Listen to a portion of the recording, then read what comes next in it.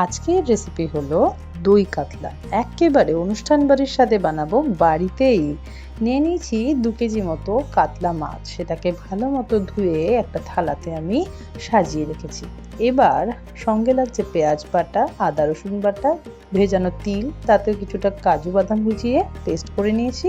এবার দুধ, টক দই সমস্ত কিছু একসাথে সাজিয়ে সাইডে রেখে দিয়েছি। মাছগুলো রিফাইন তেলে ভেজে সরিয়ে রেখেছি। আর একই তেলে আমি কিছু ফোড়ন দিয়ে দিচ্ছি, তেজপাতা, গোটা জিরে আর শুকনো লঙ্কা। এবার পেঁয়াজ বাটাটা ওই একই ফোড়ন দেওয়া তেলে আমি অ্যাড করে দিচ্ছি। আর সঙ্গে আমি কিন্তু একটু নুন দিয়েছিলাম, হলুদ এই সময় আমি দেব না, কালারটা নষ্ট যাতে না হয়। এবার রসুন আর আদাটা বেটে রেখেছিলাম, একসাথে ছিল বাটা, তাই কারণে আমি 2 টেবিল স্পুন ইউজ করছি একই পেঁয়াজ রসুনের সাথে। এবার পেঁয়াজ রসুন আদা সব কিছু একসাথে কষিয়ে তাতে দিয়ে দেবো কাজু বাদাম আর তিল ভেজানোটা। এই পেস্টটা কিন্তু আমি 3 চামচ ইউজ করেছি।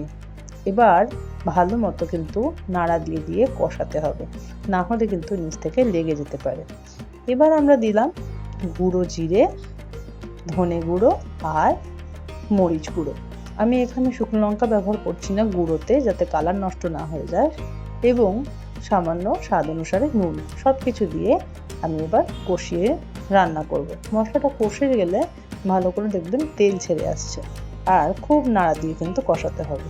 এবার তিল বাটার বাটিতেই আমি একটু জল নিয়ে সেই জলটা দিয়ে এখানে ভালো মতো আবার রান্না করে নেব। শেষে আমি টক দইটা দিয়ে দিলাম ফেটিয়ে রাখা, কিছুক্ষণ চাপা দিয়ে এটা রান্না করব। এবার আমি ছেড়ে দেবো ভেজে রাখা মাছগুলো দিয়ে একটু দুধ দিয়ে দেবো আর ঢাকা দিয়ে রান্না করতে হবে খুব ধিমি আঁচে। রান্নায় মাছটা দিয়ে দেওয়ার পরে কিন্তু খুব একটা বেশি নাড়াচাড়া করা যাবে না, তাহলে মাছগুলো ভেঙে যেতে পারে। তাই সাইড থেকে একটু একটু নাড়া দিয়ে আমি দুধটাকে মিশিয়ে দেবো। এরপর এই রান্নাটাকে একটু লো ফ্লেমে ঢাকা চাপা দিয়ে রান্না করতে হবে, তাই আমি ঢেকে দিলাম ঠিক 2 মিনিটের জন্য। তারপরে আঁচটাকে মিডিয়াম এবং লোতে রেখে 2 মিনিট পরে আবার আমি ঢাকনাটা খুলে একটুখানি নাড়া দিয়ে দেখবো যে নিচ থেকে লেগে ধরেনি তো। এইভাবে কিন্তু পুরো রান্নাটা খুব সময় ধরে, ধৈর্য ধরে, ধিমি আঁচে নাড়া দিয়ে দিয়ে চাপা দিয়ে দিয়ে রাখতে হবে, যতক্ষণ না এর ওপর থেকে তেলটা ছেড়ে ভেসে আসছে। তেলটা ওপরে ভেসে আসছে যখন, তখন দেখবেন রান্নাটা কিন্তু প্রায় হয়ে এসছে। এইবার এটাকে আরও অল্প একটুখানি ঢাকা দিয়েও রান্না করব আমরা।